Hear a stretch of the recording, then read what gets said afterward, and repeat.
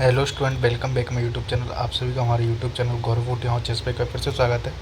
तो स्टूडेंट, आज हम बात करने वाले हैं आपके बीएससी नर्सिंग 8 सेमेस्टर के रिगार्डिंग। जो भी डाउट है, आपके सवाल हैं, ये 8 सेमेस्टर के लिए कौन कौन एलिजिबल है, 8 सेमेस्टर में कौन से एग्ज़ाम्स होने वाले हैं, इंटर्नशिप के दौरान हमारे प्रैक्टिकल एग्ज़ाम होगा या थ्योरेटिकल एग्ज़ाम होगा, ऐसे काफ़ी स्टूडेंट्स के डाउट हैं। उन सभी को अपन डिस्कस करने वाले इस वीडियो के माध्यम से। अगर आप इस चैनल पर पहली बार हैं तो चैनल को ज़रूर सब्सक्राइब कर लेना, वीडियो अपने सभी दोस्तों को शेयर करना है। सबसे पहले हम 8वें सेमेस्टर की बात करने से पहले आईएनसी के द्वारा एक लेटेस्ट गाइडलाइन जारी हुई है, जो आपने बहुत सारे प्लेटफॉर्म पे देखी होगी, है ना। तो इसके अंदर सबसे पहले हम बात करेंगे 8 सेमेस्टर के लिए एलिजिबल कौन है और कौन एलिजिबल नहीं है। तो ये सारा एक न्यूज़ है जो आईएनसी की तरफ से है, इसको मैं आपको हिंदी में अच्छे से समझाने वाला हूँ। देखो, 8 सेमेस्टर के लिए सिर्फ वही स्टूडेंट्स एलिजिबल रहेंगे जिन्होंने अभी तक 7 सेमेस्टर तक किसी भी सेमेस्टर में उनकी बैक नहीं है। वो स्टूडेंट इस 8वें सेमेस्टर में एग्ज़ाम देने के लिए एलिजिबल रहेंगे।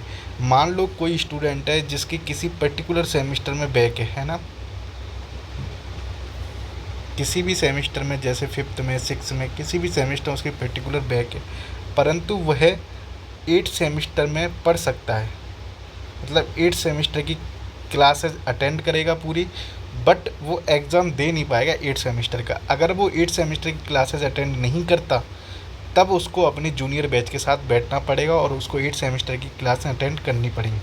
तो ये जो हिंदी में इसका समराइज़ करके यही है कि अगर आपने अपने बैच के साथ 8 सेमेस्टर की क्लास अटेंड की है, बट आपके किसी भी पर्टिकुलर सेमेस्टर में बैक है, तब आप 8 सेमेस्टर के एग्ज़ाम के लिए एलिजिबल नहीं रहेंगे।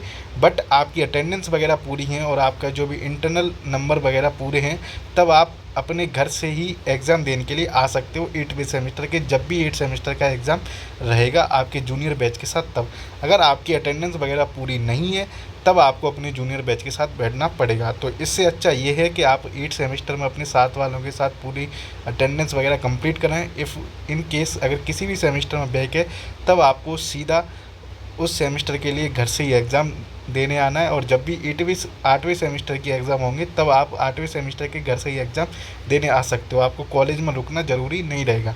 इसके लिए आपको अपने बैच वालों के साथ 8 सेमेस्टर कंप्लीट करना पड़ेगा। तो इसलिए एंड द एंड बात यही है कि आपके सारे सेमेस्टर में अगर बैक क्लियर है, तभी आप 8वें सेमेस्टर के लिए एलिजिबल हो, उससे पहले एलिजिबल नहीं हो। चलिए, अब बात करते हैं कि 8वें सेमेस्टर में क्या होता है। जो भी स्टूडेंट 8वें सेमेस्टर में आने वाले हैं, विशेषकर जो राजस्थान के स्टूडेंट हैं, उनको काफ़ी डाउट है, क्योंकि हमारे यहाँ पे नया ही पैटर्न आया है। तो 8वें सेमेस्टर को लेके काफ़ी स्टूडेंट कन्फ्यूजन है। देखो, 8वां सेमेस्टर में आपको पूरा इंटर्नशिप सेमेस्टर है। इसमें आपके मेजर जो 5 सब्जेक्ट हैं, जैसे adult health nursing, CHN community health nursing और child health nursing, mental health nursing और OBG, इन सभी की ईच सब्जेक्ट्स की अगर बात करें, तो इनमें आपकी CHN एम और मेंटल हेल्थ, OBG, कम्युनिटी वगैरह, इनकी तो 1-1 महीने की ड्यूटी लगने वाली है। एडल्ट हेल्थ नर्सिंग की आपकी 6 वीक की ड्यूटी होने वाली है। तो टोटल आपकी 1056 आवर्स या फिर 22 वीक की आपकी ड्यूटी रहने वाली है। इसमें मोस्टली देखो आईएनसी के अकॉर्डिंग चलते हैं। तो आईएनसी यहाँ पर 2 चीज़ें मेंशन करता है।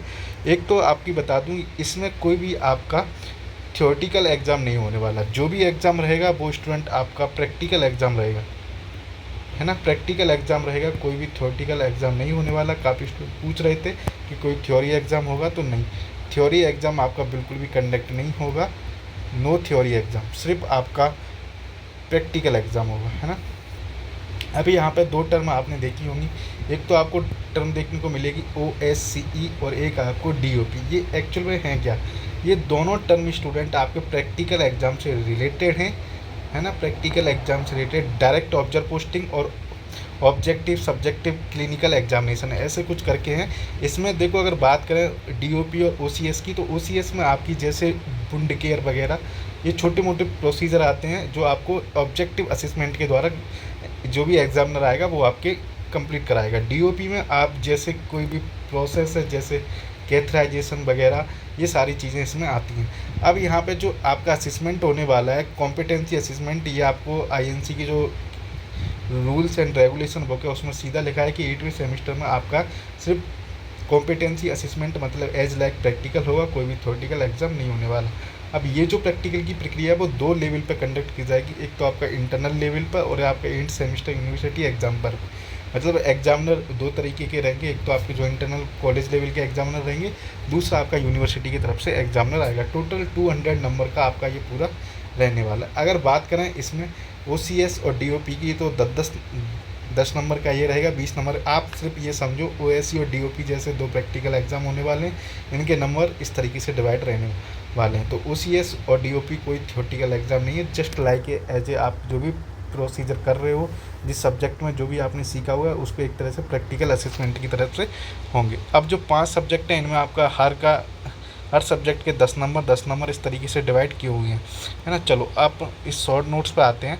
तो OCS में आपको कुछ प्रोसीजर, लॉग बुक जो भी आपकी OBG वगैरह की, CHN की जितनी भी रिकॉर्ड्स एंड आपकी बुक्स हैं वो कंप्लीट चेक की जाएंगी, उसके आधार पर आपको नंबर दिए जाएंगे। देखो इसमें जो एग्जामिनर रहेंगे, 2 आपके एक्सटर्नल एग्जाम यूनिवर्सिटी की तरफ से, 3 आपके इंटरनल एग्जाम रहेंगे जो भी कॉलेज या हॉस्पिटल लेवल पे रहने वाले। तो आपको इसमें पास होने के लिए 50% सेपरेटली इंटरनल असेसमेंट और यूनिवर्सिटी प्रैक्टिकल एग्जाम में ईच में आपको 50% नंबर लेके आने, तभी आप एलिजिबल रहोगे। और दोनों ही प्रैक्टिकल पोर्शन है, कोई थ्योरेटिकल पोर्शन नहीं। सिर्फ आपको एक प्रोसीजर दिया जाएगा, वो आपका DOP के अंदर आएगा, और OCSE में बस आपको कोई छोटा मोटा जो प्रोसीजर है वो वगैरह आपके देखे जाएंगे, जिनके नंबर इस तरीके से डिवाइड है ना, किसी में 10 किसी में 20, तो वो आपको एग्जामिनर देके जाएगा। तो टोटल आपको पूरा 8 सेमेस्टर की बात करें तो बस 8 सेमेस्टर में थ्योरी से ज़्यादा प्रैक्टिकल और स्किल इंपॉर्टेंस है। तो इंटर्नशिप को सीरियसली करना, एग्ज़ाम ऑटोमेटिकली क्लियर हो जाएगा। आपको 50% क्लियर करना, ज़्यादा ऐसा कोई टफ नहीं होने वाला, नॉर्मल चीज़ें रहेंगी। कोई एग्जामिनर आपका आएगा, सारे रिकॉर्ड्स वगैरह चेक करता है, जैसे आपके अभी तक जो प्रैक्टिकल होते आए एज लाइक, ऐसे समझो कि वही प्रैक्टिकल पैटर्न आपका रहने वाला है। बस यही है कि आपको प्रैक्टिकल अच्छे से फोकस करना है ड्यूटीज़ वगैरह पे। बाकी आपकी जो भी तैयारी चल रही है उसे तैयारी करते रहिए। फिर भी कोई डाउट आ रहा है तो मुझे कमेंट बॉक्स में पूछ सकते हैं, और चैनल को जरूर सब्सक्राइब कर लेना। Thanks for watching this video, please like and subscribe this channel.